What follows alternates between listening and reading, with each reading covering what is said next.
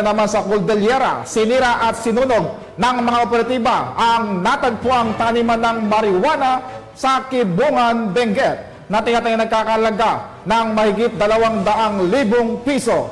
Narito ang ulat ni Patrolman Rapin Jude Suwaya. Sinunog ng mga otoridad ang tinatayang 200,000 pesos na halaga ng marijuana sa sitio Tanap, Takadang, Kibungan, Benguet nito lamang Hunyo o 8 taong kasalukuyan.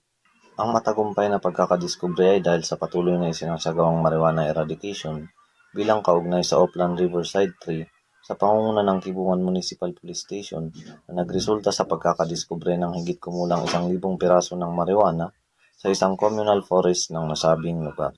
Bagamat walang nahuling marijuana cultivator sa operasyon, ay kaagad na binunot at sinunog ng mga operatiba ang mga nadiskubreng ipinagbabawal na halaman sa mismong lugar ng pagkakadiskubre habang dinala ng Kibungan PNP ang sapat na sampal ng marijuana sa Regional Forensic Unit Cordillera para sa qualitative test. Mula dito sa City of Pines, ako po ang inyong PNN Correspondent Patrolman Rapin Jude Suwaya, alagad ng batas, taga-taguyod ng Balitang Pulis. Maraming salamat, Patrolman Suwaya.